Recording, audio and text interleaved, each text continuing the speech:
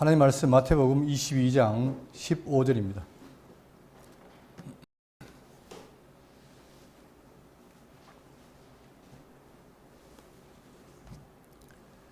이에 바리새인들이 가서 어떻게 하면 예수를 말의 올무에 걸리게 할까 상의하고 자기 제자들을 헤롯 당원들과 함께 예수께 보내어 말하되 선생이여 님이여 우리가 아노니 당신은 참되시고 진리로 하나님의 도를 가르치시며 아무도 끓이는 일이 없으시니 이는 사람을 외모로 보지 아니하심이니이다.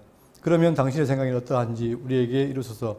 가이사에게 세금을 바치는 것이 옳으니까 옳지 아니하니까. 예수께서 그들의 악함을 아시고 이르시되 외식하는 자들아 어찌 나를 시험하느냐. 세금 낼 돈을 내게 보이라 하시니 데나리온 하나를 가져왔거늘 예수께서 말씀하시되 이 형상과 이 글이 누구의 것이냐. 이르되 가이사의 것이니이다. 이에 이르시되 그런즉 가이사의 것은 가이사에게 하나님의 것은 하나님께 바치라 하시니 그들이 이 말씀을 듣고 놀랍게 여겨 예수를 떠나가니라. 아멘. 네. 오늘은 마태복음 22장 전체를 이제 끝내는 시간인데 제목이 다윗이 그리스도를 주라 칭한 이유가 무엇이냐 이거죠. 오늘 이 제목이 말씀하는 바가 무엇인지를 집중해서 살피도록 하겠습니다. 다윗이 그리스도를 주라 칭한 이유. 분명히 다윗은 주전 1000년 전에 왕이었는데 그가 그리스도를 주라 칭했다라는 거죠. 우리가 지난 내용을 살펴보시면 지금 예수님께서 예루살렘에 입성했습니다. 그리고는 이스라엘 지도자들과 계속 논쟁을 하고 있죠. 그 논쟁 장면에 지난 시간에 첫 번째로 예수님의 권위를 그들이 문제 삼습니다. 그러니까 예수님께서 그들에게 두 아들 비유, 포도 농부 비유, 결혼잔치 비유를 통해서 그들을 지적하면서 결국 바리새인들의 아킬레스건을 건든 거죠. 너희들이 결국 하나님의 말씀을 어긴 자들이다라고 책망했습니다.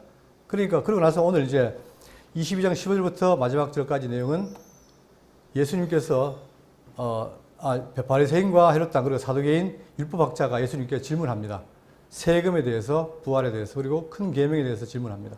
이 질문을 하신 다음에 예수님이 바리새인에게 그리스도와 다윗의 관계를 통해서, 자손의 관계를 통해서 그들에게 일침을 가하시는 거죠.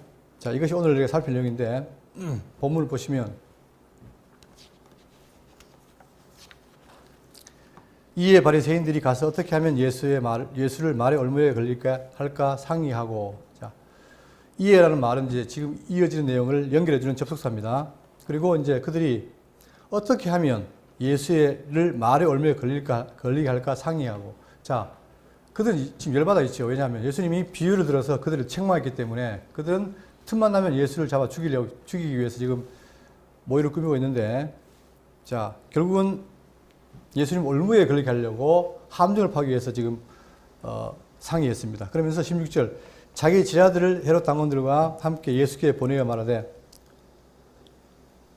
선생님이여 우리가 아노니 당신은 참되시고 진리로 하나님의 도를 가르치시며 아무도 꺼리는 일이 없으시니 이는 사람을 외모로 보지 아니하심이니이다.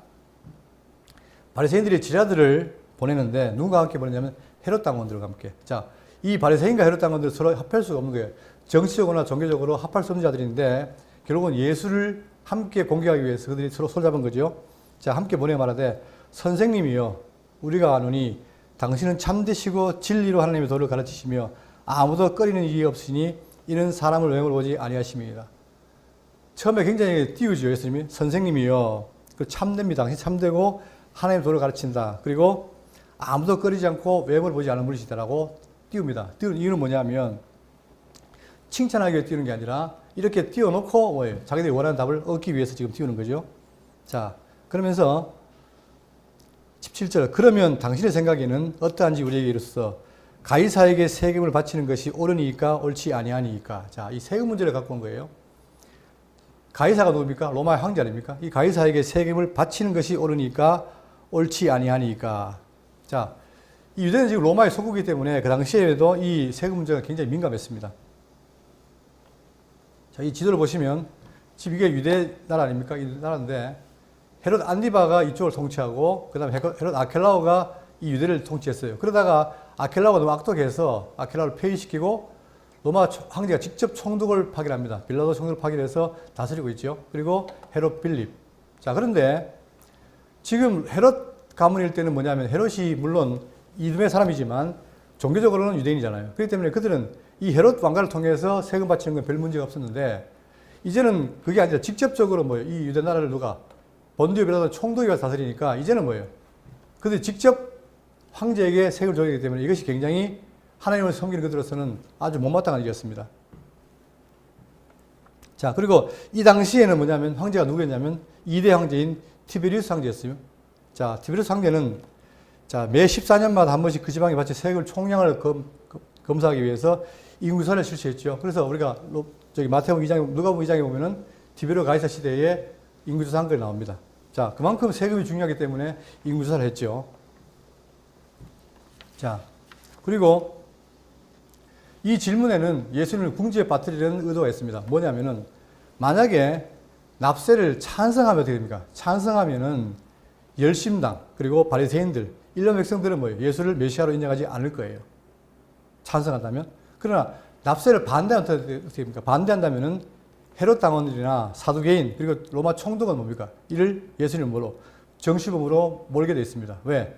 지금 황제에 속한 백성인데 황제의 세금을 거부했으니까 정시범이 되는 거죠. 그러니까 이렇게 해도 안 되고 저렇게 해도 안 되는 아주 진퇴양난의 상황에서 지금 궁지에 몰린 겁니다. 그러니까 이제 이때 세금은 뭐냐면은 세금이 소득세와 그 다음에 토지세, 인두세가 있는데 지금 말하는 세금은 인두세예요. 사람 개인에게 지불하는 세인데 이 세는 남자는 14세 이상, 여자는 12세, 65세까지의 모든 사람에게 1년에 한 차례 부과하는 인두세입니다. 이 세금에 근거해서 우리가 라틴어에 센서스라는 게 있죠. 인구 조사하는 거. 그 단어가 처음 나왔죠. 자, 어쨌든 간에 지금 이제 이 세금 문제가 나왔는데 이렇게 질문하니까 18절 예수께서 그들의 악함을 아시고 이르시되 외식하는 자들아 어찌하여 나를 시험하느냐. 예수님은 충분히 그 의도를 안 거죠. 그래서 자, 그들의 아주 정중한 척하면서 호의적으로 하는 그 질문에 대해서 사리와 사악함을 본 거죠. 그래서 마가는 뭐냐면은 외식했다. 누가는 간계했다고 표현하고 있습니다. 자, 이렇게 하면서 하니까 19절 세금 낼 돈을 내게 보이라 하시니 데나리온 하나를 가져왔거늘. 자, 근데 이 세금 어떻게 되냐면 이 세금은 로마 황제가 발행하는 은화로 바쳐야 됩니다. 자, 이 은화, 이거 보시면 이게 은화인데 황제가 취임해서 자기 형상 얼굴을 새기고 앞뒤로 새기죠. 이렇게 해서 이게 은화를 만든 거죠. 이게 데나리우스를 해가지고 1데나리온입니다. 자, 이것은 이제 그 당시에, 예수님 당시에 티베리우스 황제, 2대 황제가 만든 바로 그 데나리온이에요. 예수께서 말씀하실 때 이 형상과 이 글이 누구의 것이냐. 자, 보시면 아시겠지만 여기 월계관 쓴 황제 얼굴이 있잖아요. 그죠? 얼굴 있죠. 자, 이걸 보면서 이게 누구의 것이냐 물은 거예요. 물으니까 21절 이르되 가이사의 것이니이다. 이에 이르시되 그런즉 가이사의 것은 가이사에게 하나님의 것은 하나님께 바치라. 자, 그들이 답을 한 거죠. 이게 누구의 얼굴이냐 하니까 가이사의 것이니이다라고 답을 했어요. 그죠? 자, 그러니까 이 가이사라는 말은 최초의 로마 황제 율리우스 가이사의 이름을 따서 자, 이제는 모든 황제마다 가이사라는 말을 붙이게 됩니다. 그죠? 자, 그래서 이제 지금 예수님은 그들이 한 말 속에서 답을 이끌어내가지고, 자, 그런즉 가이사의 것은 가이사에게 라고 말합니다. 자, 그건 무슨 말입니까? 이게 지금 동질 형상이 가이사의 것이니까 가이사에게 바치라는 말은 세금을 내라는 얘기죠. 그러면 세금을 내라 했으니까 누가? 아까 바리새인들이랑 열심원들이 반대할 거 아닙니까? 근데 그걸로 끝나는 게 아니라 그 뒤에 말이 있는 거예요. 뭐라고? 첫째, 가이사의 것은 가이사에게 라고 말 속에는 문자를 봤을 때는 반민족적이고 친로마적인 입장을 취하는 것 같았으나 문제는 뭐냐면 뒷말씀에 하나님의 것은 하나님께 바치라는 말을 덧붙입니다. 자, 그러면서 자, 그럼 하나님의 것은 뭐죠? 하나님의 것은 하나님 요구하시는 율법, 11조, 성전세 이런 것들이죠. 자, 이것을 바치라고 말하는 거예요. 자, 이들이 바리새인들이 지금 예수님께 와서 이 질문의 의도가 뭡니까? 예수를 함정에 빠뜨리려 한 거 아니에요. 그죠? 그러니까 자, 세금을 내게 할 것인가 말까 이렇게 질문을 했는데 예수님은 반대로 어떻게 됩니까? 가이사의 것은 가이사에게 바치고 하나님의 것은 하나님께 바치라. 이 말 속에서 어떤 게 있냐면은 오히려 그들이 예수님을 이 세금 문제로 뒤집어 씌우려고 했지만 반대로 예수님은 뭐예요? 오히려 그들을 공격에 빠뜨린 거예요. 자, 이게 지금 가이사의 것이니 가이사에게 바쳐라 하는 것은 뭡니까? 로마 황제에게 세금을 바치라는 거죠. 문제가 없죠. 자, 그런데 그러면 바치라고 끝나버리면 안 되지만 안 되는데 문제는 뒤에 뭐냐. 하나님께서 사람에게 바치라는 말을 합니다. 그러면서 뭘 지적하냐면 지금 바리새인들이 예수님께 가이사에게 세금 바치는 문제를 얘기했으나 실제로는 뭐예요? 그들은 하나님께서 제대로 바쳤나 안 바쳤냐?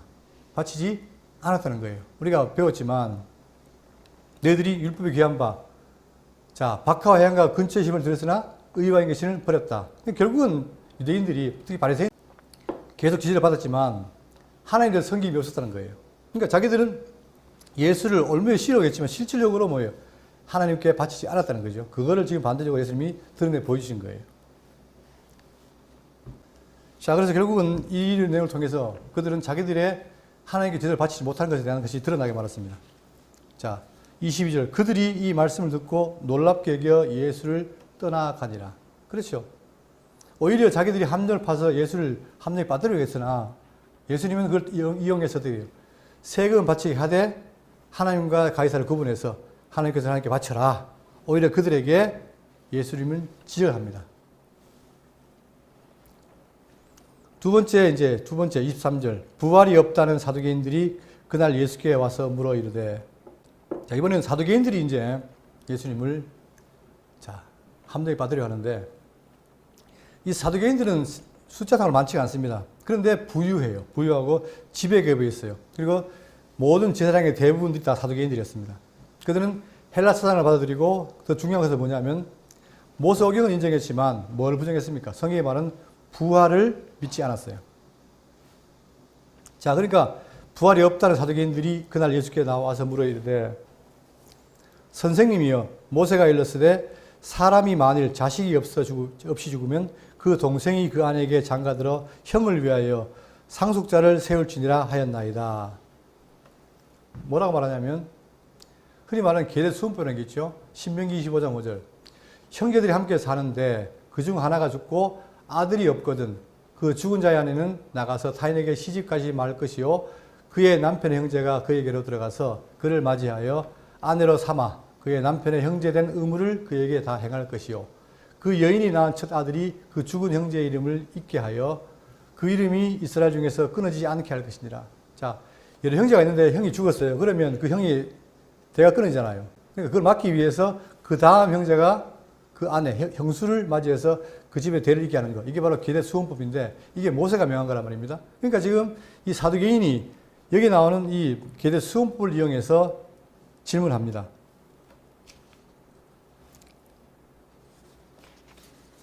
25절. 우리 중에 7형제가 있었는데 마지가 장가 들었다가 죽어 상속자가 없으므로 그 아내를 그 동생에게 물려주고 그 둘째와 셋째로 일곱째까지 그렇게 하다가 최후에 여자도 죽었나이다. 그런즉 그들이 다 그를 취하였으니 부활 때에 일곱 중에 누구의 아내가 되리까? 자, 사두개인이 심하는 건 뭐냐면은 자, 형제가 7 있어요. 그러다 보니까 이 형제들이 차례서 다 죽어버렸어요. 그런데 이 형수가 한 명 있잖아요. 계속해서 7 형제와 다 결혼 관계를 맺단 말입니다. 자, 그러면 아내는 한 명이고 형제가 7명인데 나중에 부활하면 도대체 누가 그를 취하겠는가? 부활할 때에 7 중에 누구의 아내가 되리까? 자, 사두개인은 굉장히 철학적인 토론을 좋아했고 이런 걸 통해서 뭐예요? 수수께끼를 만들어낸 거예요. 이걸 통해서 자, 지금 예수님의 그 부활 사상을 지금 질문하는 거죠. 그러니까 29절. 예수께서 대답하여 이르시되 너희가 성경도 하나님의 능력도 알지 못하는 거로 오해하였도다. 먼저 뭘 오해했어요? 너희가 성경도. 자, 성경. 자, 성경이 뭘 말하고 있느냐? 지금 이 사두개인들은 아까 계신 모세오경을 인정했죠. 그러나 나머지는 인정 안 했어요. 근데 성경에 뭐라고 했냐면은 욥기 19장 25절에 내가 알기에는 나의 대속자가 살아계시니 마침내 그가 땅 위에 서실 것이라. 내 가죽이 벗김을 당한 후에 뒤에도 내가 육체 밖에서 하나님을 보리라. 육체 밖에서 하나님을 본다 하잖아요.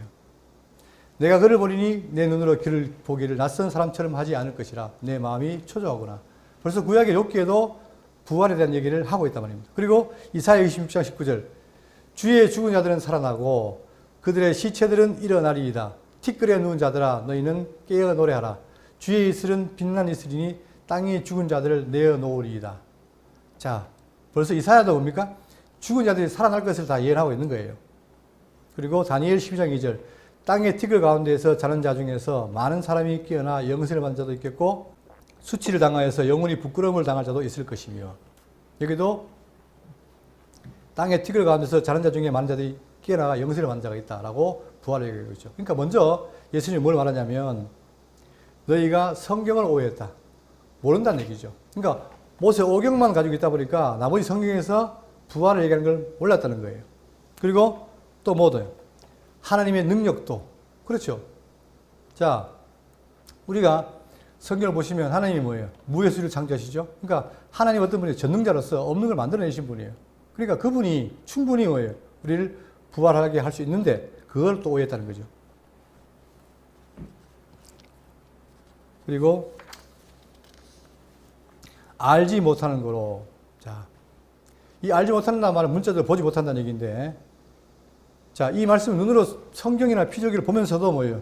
그 안에 있는 하나님의 성품 능력을 못 깨닫는다. 그 말을 하라고 있는 거죠. 그런데 그들은 뭐예요? 늘 자기들이 보고 있다. 내가 안다라고 하니까, 너희들이 본다고 하니까 제가 있다라고 예수님이 책망한 적이 있습니다. 이렇게 지금 그들은, 사두개인들은 바로 뭐냐면 예수님에게 함정을 씌우기를, 이렇게 자 형제 7이 있는데 아내가 하나 있을 때 부활한 뒤에 누구가 아내가 되겠느냐라고 했을 때 예수님 답변이 뭐냐면 네가 성경도 하나님의 능력도 그리고 알지 못했다라고 말했습니다. 그러면서 30절 부활 때에는 장가도 아니 가고 시집도 아니 가고 하늘에 있는 천사들과 같으니라. 자, 여기에 중요한 얘기 나오는데 부활 때는 뭐예요? 장가도 아니 가고 시집도 아니 가고. 근데 이 바리새인 사두개인들은 뭡니까? 부활에도 뭐예요? 시집장가를 가는 줄 알았어요. 근데 예수님은 뭐예요? 그렇지 않다는 거예요. 그러면서 누구와 같으냐? 하늘에 있는 천사들과 같으니라 라고 말하고 있습니다. 자, 그러면 여기서 뭘 우리가 알 수 있죠? 하늘의 천사는 시집장가 간다 안 간다? 안 가죠. 자, 우리가 이거를 한번 확인하기 위해서 제가 창세기 6장을 한번 보겠습니다. 약간 제가 좀 빗나가는데 창세기 6장 한번 보겠습니다. 지금 문제가 많이 되고 있어요.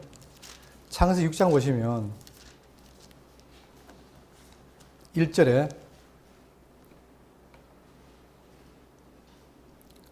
사람이 땅 위에 번성하기 시작할 때에 그들에게서 딸들이 나니 하나님의 아들들이 사람의 딸들의 아름다움을 보고 자기들이 좋아하는 모든 여자를 아내로 삼는지라. 여호와께서 이르시되 나의 영이 영원히 사람과 함께하지 아니하리니 이는 그들이 육신이 됨이라. 그러나 그들의 날은 120년이 되리라 하시니라. 당시에 땅에는 네피림이 있었고 그 후에도 하나님의 아들들이 이 사람의 딸들에게로 들어와 자식을 낳았으니 그들은 용사라 고대의 명성이 있는 사람들이었더라. 여기에 뭐가 나오냐면 하나님의 아들들이 나오고 사람의 딸들이 나오죠. 그죠? 근데 하나님의 아들들이 사람의 딸들과 결혼해가지고 누굴 낳아요? 아들 낳는데 그 아들이 뭐예요? 용사예요. 다른 말로 네피림이란 말입니다. 제가 왜 이 말씀 드리냐면 우리는 이 하나님의 아들들을 택한 백성의 계열로 봅니다. 그런데 요즘 많은 사람들이 자꾸 성경을 합리로 보다 보니까 이걸 뭘로 보냐 하면 하나님의 아들들을 천사로 봐요. 여러분 생각해 보세요. 사람과 사람이 관계 사이를 나면 어떻게 돼요? 평범한 사람이 나오겠죠. 그런데 어떻게 하나님의 아들이 사람의 딸들과 결혼했는데 낳은 애가 용사와 네피림이다. 네피림이라는 말은 거인이에요. 혹시 노아 영화, 최근 영화를 보신 분들은 아시겠지만 노아가 방귀 들어갈 때 그걸 막기 위해서 뭐예요? 괴물이 등장하죠. 영화에. 그 바로 괴물이 네피림입니다. 그러니까 아니 사람과 사람의 관계에서 네피림이 나올 수 있는가? 없다. 그래서 그러면 뭐냐? 하나님의 아들을 뭐로 봅니까? 천사로 본다는 얘기예요. 자, 그런데 이 하나님의 아들들에 대해서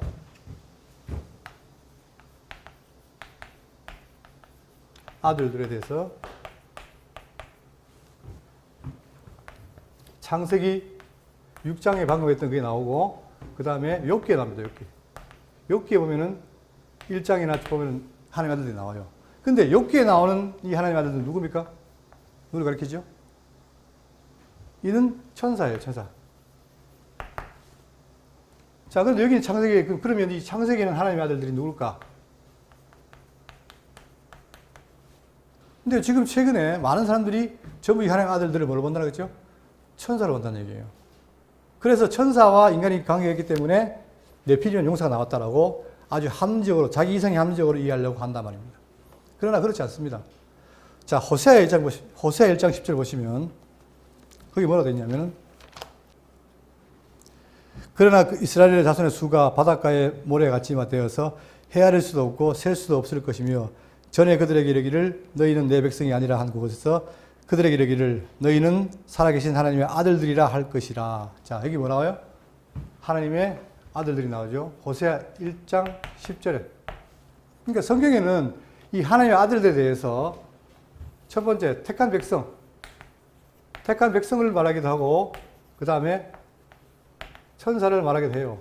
근데 자, 결국 6장에서 이 하나님의 아들들을 천사로 본 사람들은 이걸 안 보는 거예요. 호세아를. 그러다 보니까 자꾸 천사라고 해서 천사와 사람과에 관해서 네피림이 났다고 말하지만 자, 중요한 것은 뭡니까? 방금 우리가 마태복음 봤지만 천사는 뭘 하네요? 시집도 장가도 안 간다 이 말입니다. 그러면 시집도 장가도 안 간다는 얘기는 성이 있다는 얘기가 없다는 얘기예요. 그러니까 지금 우리처럼 그런 관계를 안 한다는 얘기예요. 그런데 그 성경에서 말하지 않는, 예수님도 말하지 않는 그 얘기를 끌어와가지고 천사와 관계했다? 말 됩니까? 안 됩니까? 안 되죠. 그러니까 제가 이 부분을 일부 짚어드린 이유는 뭐냐면 지금 워낙 많은 사람들이 이 창세기 6장을 혼란스럽게 하고 있어요. 그래서 자꾸 점점 성경이 바르게 이해하는 걸 막는 시대가 되기 때문에 제가 일부러 말씀드린 겁니다. 그러니까 예수님 답변은 뭐냐면 천사는 뭐다? 시집도 장가도 가지 않는다. 다시 말하면 우리처럼 남녀가 따로 있어서 관계에서 자손을 퍼뜨리지 않는다는 거예요.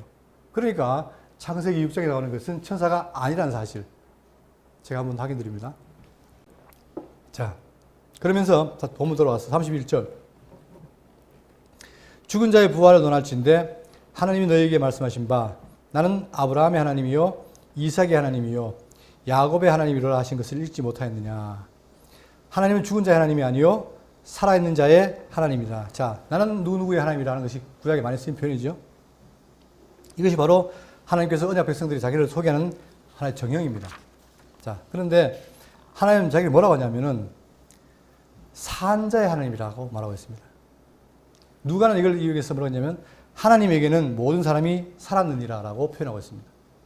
자, 여러분 우리는 육신을 입고 있기 때문에 육체가 죽으면 어떻게 돼요? 다 끝나는 줄 알잖아요. 그러니까 세상 사람들은 부활을 믿지 않기 때문에 육체가 끝나면 다 죽는 걸로 생각해요. 소멸되는 걸로 생각하잖아요. 그러나 성경은 뭐라냐면 인간이 죽는 게 아니라는 거예요. 비록 육체는 흙으로 돌아간다 하더라도 육체로 끝나는 게 아니라 뭐가 있어요? 우리에게 소멸되지 않는 영이 존재한다는 거죠. 자, 그래서 말씀하시기를 비록 아브라함과 이삭과 야곱은 우리 눈에 안 보이잖아요. 그런데 계속해서 구약이 아브라함과 이삭과 야곱의 하나님이라는 이유는 뭐냐? 눈에 안 보이지만 그건 살아있다는 거예요. 어디에? 불멸한 존재로 존재한다는 거죠. 하나님 앞에. 그렇기 때문에 성경은 계속해서 아브라함과 이삭과 야곱이 죽어도 그의 이름을 써서 표현하고 있는 겁니다. 자, 그러니까 이 영혼들, 우리가 지금까지 봤던 많은 영혼들은 지금까지 살아있어서 뭐 하나님과 함께 있다는 거죠. 그런데 사람들은 멸절이 됐다고 생각하는 사람들은 믿지 않지요.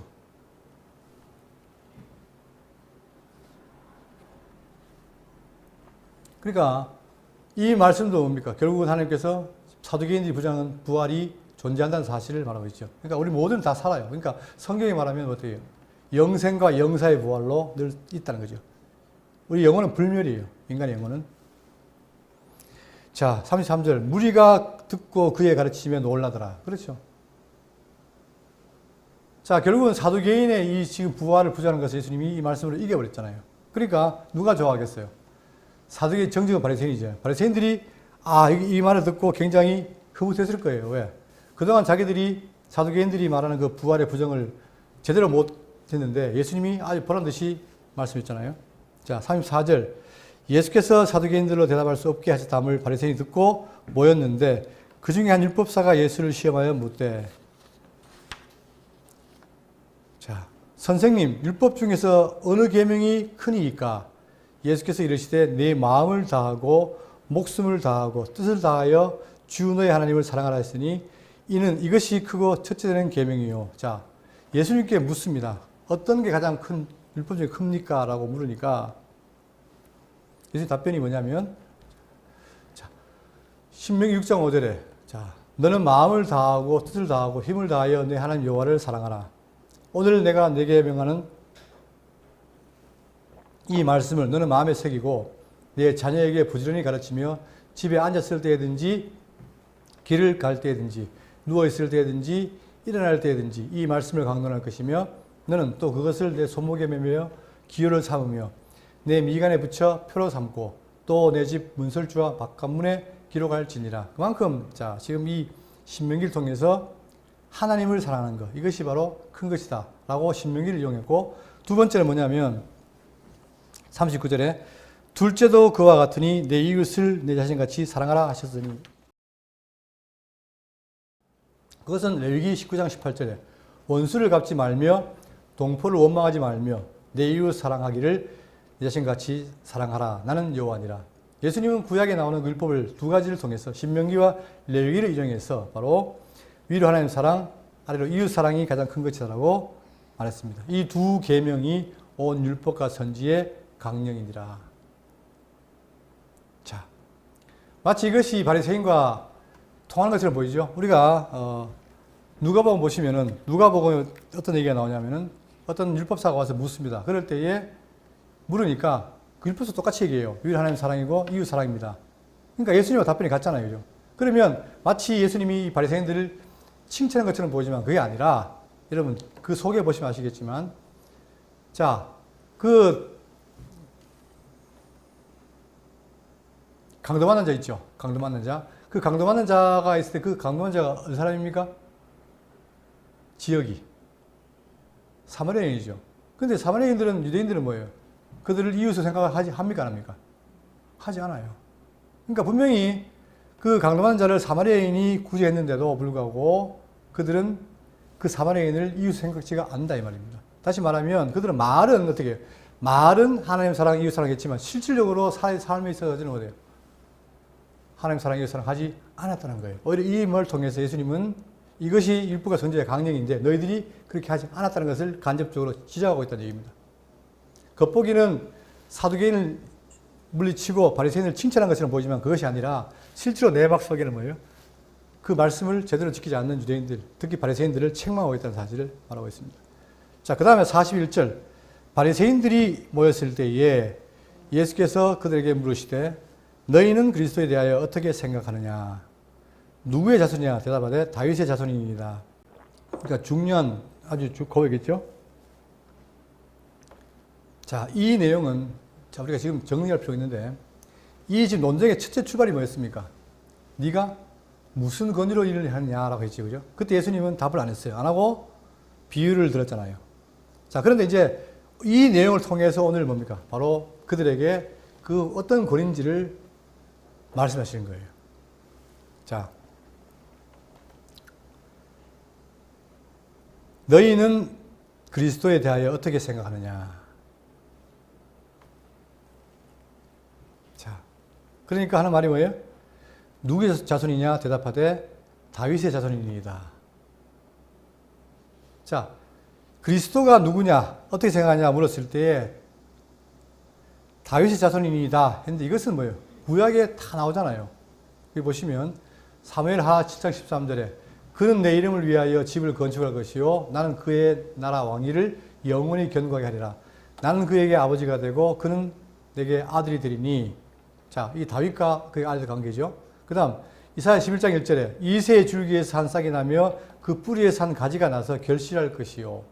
자, 이새의 줄기에서 싹이 난다. 즉 다윗의 혈통에서 뭐 납니까? 메시아가 온다는 것을 예언하고 있잖아요. 그리고 예레미야 23장 5절에 여호와의 말씀이니라 보라 때가 이르리니 내가 다윗에게 한 의로운 가지를 일으킬 것이라. 그가 왕이 되어 지혜롭게 다스리며 세상에서 정의와 공의를 행할 것이며. 자, 또 예레미야는 내가 다윗에게 한 의로운 가지를 일으킬 것이라 라고 예언하고 있습니다. 그러니까 자, 그리스도를 어떻게 생각하느냐라고 물으니까 당연히 그들은 뭐예요? 다윗의 자손이라고 말하고 있는 거예요. 이게 가장 일반적으로 알고 있는 유대인들의 상식이었습니다. 43절 이르시되 그러면 다윗이 성령에 감동되어 어찌 그리스도를 주라 칭하여 말하되. 자, 다윗 자손인 걸 알겠는데 근데 중요한 거 뭐냐면, 자, 예수님이 110편을 인용해서 하시는 말씀이 뭐냐면 여호와께서 내 주에게 말씀하시기를 내가 내 원수들로 내 발판이 되게 하기까지 너는 내 오른쪽에 앉아 있으라 하셨도다. 이게 지금 시편 110편이 대표적인 메시아신데 다윗이 기록한 거거든요. 근데 다윗이 뭐라 하냐면 다윗이 지칭하기를 여호와께서 내 주에게 된다는 거예요. 여호와도 있고 내 주도 있어요. 누구에게? 다윗에게. 그죠? 그럴 때에 여호와께서 내 주에게, 근데 이거를 이제 신약에 와서는 뭐예요? 주께서 내 주에게 한단 말이에요. 둘 다 주로 표현한단 말이에요. 그럴 때 앞에는 주는 여호와고 뒤에 있는 주는 뭐예요? 장차 오실 메시아. 그리스도에 대한 표현이란 말입니다. 내 주에게 말씀하시기를 내가 내 원수들로 내 발판이 되기까지 너는 내 오른쪽에 앉아 있으라 하셨도다. 이게 지금 예수님 답변인 거예요. 110편 인용해서.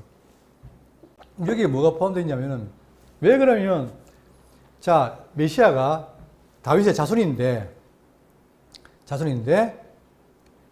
이 다윗이 자기의 자손인 메시아를 바랄 때 내 주라고 했느냐는 거예요. 이게 핵심인 거예요, 지금. 그러니까 오늘 제목이 뭐라고 했습니까? 오늘 말씀의 제목이? 그리스도를 주라 칭하신 이유죠, 이유. 자, 이게 지금 오늘의 핵심인 거예요. 유대인들이 메시아를 기다렸습니까? 안 기다렸습니까? 기다렸죠. 자, 그런데 문제는 뭐냐면, 이 메시아를 기다린 유대인들이 메시아를 반쪽만 기다린 거예요. 그게 무슨 말이냐면, 지금까지 계속 예수님을 죽이라는 이유가 뭡니까? 유대인들이, 바리새인들이 예수 죽이는 이유가 뭐예요? 예수가 누구라고 하기 때문에. 내가 하나님의 아들이다, 하나님과 같다, 그렇게 말하니까 죽이려 하는 거죠. 신성을 말하니까 죽이려 한다 이 말입니다. 왜 그러냐? 바로 이들이 메시아를 기다렸지만 그들의 메시아관이 잘못된 거란 말입니다. 그런데 그 조상 다윗은 뭐예요? 미리 시편을 말하기를 내 주라고 알렸다. 즉 아도나이, 큐리오스 이렇게 말했다 이 말입니다.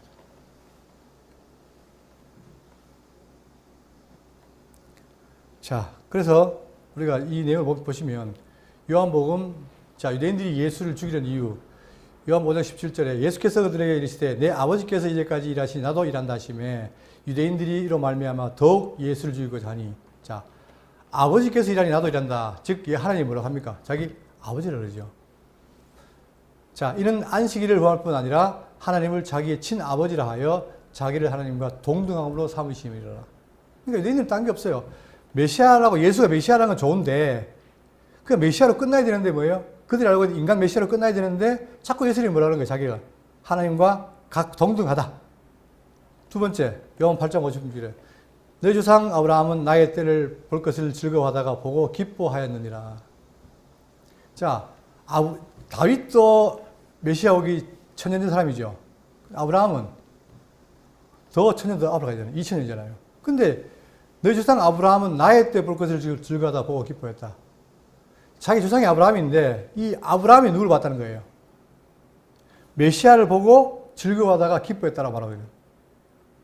아브라함도.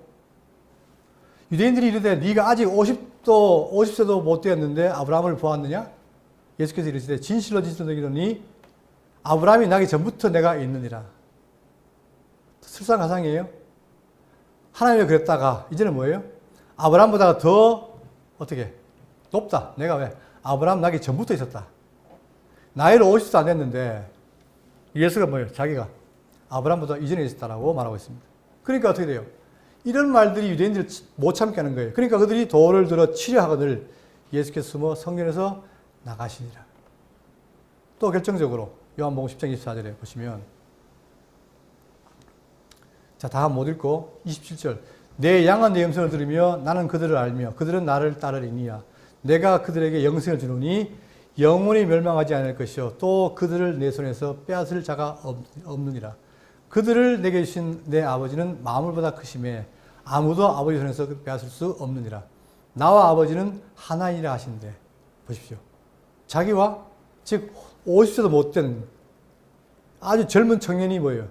자기와 아버지, 즉 하나님이 뭐다? 하나라는 거예요. 이게 유대인들은 받아들일 수가 없는 거예요. 그래서 31절 유대인들이 다시 돌을 들어 치려 하거늘 예수께서 대답하시되 내가 아버지로 말미암아 여러 가지 선한 일로 너에게 보였거늘 그 중에 어떤 일로 나를 돌로 치려 하느냐? 유대인들이 대답하되 선한 일로 말미암아 우리가 너를 돌로 치려 하는 것이 아니라 신성 모독으로 인함이니 네가 사람이 되어 자칭 하나님이라 함이로라. 그러니까 뭘 모르는 거예요? 이들의 지적은 뭡니까? 신성 모독했다. 네가 사람이 되어서 사람이면서 어떻게 하나님이 하느냐 이거예요. 이게 유대인들이 갖고 있는 뭡니까? 메시아가 갖고 있는 당시의 바리새인들이 갖고 있던 메시아관이라는 얘기예요. 그들은 아주 뛰어난 용맹한 자로서 자기들을 로마에 속해서 해방시킬 그런 민족 지도자 이런 메시아를 원했지 인간 중에서 좀 뛰어난 메시아를 원했지 절대 하나님과 동등한 메시아를 원하지 않았단 말입니다. 그런데 지금 뭐예요? 그런데 다윗이 뭐라고 했느냐? 여호와께서 내 주에게 라고 표현하더라는 얘기예요. 언제? 벌써 주전 1000년 전에. 또 아브라함이 뭐예요? 아브라함이 2000년 전에 메시아를 보고 기뻐했다. 이렇게 말하는 거예요. 자, 이것이 지금 결론적으로 유대인들이 예수를 죽이려는 아주 결정적인 이유였습니다. 자, 그러면 우리가 이제 정리를 하겠습니다. 자, 마태복음 16장 16절 우리가 중요한 내용이죠. 기독교 핵심적인 내용인데 시몬 베드로가 대답하여 이르되 주는 그리스도시요 살아계신 하나님의 아들이시니이다. 제가 지난번에 강조해 드렸잖아요. 자, 당신은 이게 인성이에요. 이게 주는 이게 주라는 게 제가 지나겠지만 이게 주라는 게 로드가 아니라 그랬죠. 당신은 자 예수 인간 예수예요. 당신은 the Christ 그리스도이십니다. the Son of the Living God 살아계신 하나님의 아들 그죠? 자 그러니까 지금 이게 뭘 말하냐면 예수는 인성이죠. 근데 그가 하나님의 아들 신성이에요. 근데 그 속에 그리스도라고 있는데 이 그리스도가 바로 뭐냐? 이게 양성이에요. 그러니까 우리가 기독론에 있어가지고 그리스도 양성론을 말하는데 뭐냐면은 이 그리스도라는 말 자체 속에 인성과 신성이 같이 있어요. 아주 절묘하게 조합되어 있단 말입니다. 그러니까 그분은 참 하나님이며 참 인간이에요. 이게 기독교가 고백하는 바로 예수에 대한 고백인데 문제는 바로 이 그리스도의 양성이라는 거예요. 자, 그런데 유대인들은 뭐예요? 이 양성의 결합인 그리스도를 양성으로 보지 않고 그냥 인간으로 본 거예요. 그러다 보니까 예수님이 당신이 하나님과 동등하다? 같다? 이런 말을 용납이 안 되는 거예요. 자, 그러면 왜 이게 중요하냐? 왜 그럼 다윗이 그리스도를 주라 했을까? 그 이유가 뭘까요? 그 이유가. 답이 있는 거예요, 지금. 그들은 예수를 메시아로 인정도 해요. 위에도 이단자로 인정한단 말입니다. 그러나 인간 예수를 봤어요. 그런데 지금 다윗이 그렇게 한 이유는 바로 뭐냐면 이 예수가 바로 뭐라는 거예요? 하나님의 아들 메시아다. 진짜 참신이요 참인간이신 메시아라는 사실을 증거하기 위한 거예요. 그러니까 결국은 뭐 처음에 논쟁의 출발이 뭐였습니까? 네가 무슨 권위로 일을 하느냐? 그 답변인 거죠. 봐라, 내가 누구다? 다윗이 말하는 주다. 즉 내가 하나님의 아들 메시아라. 이거를 증거함으로 인해 가지고 그들에게 확실한 케어 펀치를 날린 겁니다. 내가 바로 하나님이 보내신 하나님의 아들 메시아다 이거예요. 자, 그런데 놀랍게도 이 사실을 유대인들은 부정하고 거부함으로 인해 지금 그들은 전 세계에 들여 있는데 놀랍게도 이방인 우리가 여러분 우리 위치가 얼마나 놀라운지 한번 보십시오. 우리는 뭡니까? 우리는 예수를 그냥 인간으로 보지 않습니다. 그분은 인간이지만 바로 뭡니까? 하나님이요 하나님의 아들입니다. 그래서 우리는 예수를 믿고 우리는 오히려 유대인들이 버린 그 예수를 뭐예요? 하나님의 아들로 고백하고 지금 메시아로 믿고 있습니다. 이게 얼마나 놀라운 복입니까? 그래서 이 대구 장로교회가 진리를 갖고 있다는 거예요. 여러분. 여러분과 저는 유대인과 달리 그들이 버린 예수를 우리가 참 하나님, 참 메시아로 믿는 바로 그리스도의 신앙인들입니다.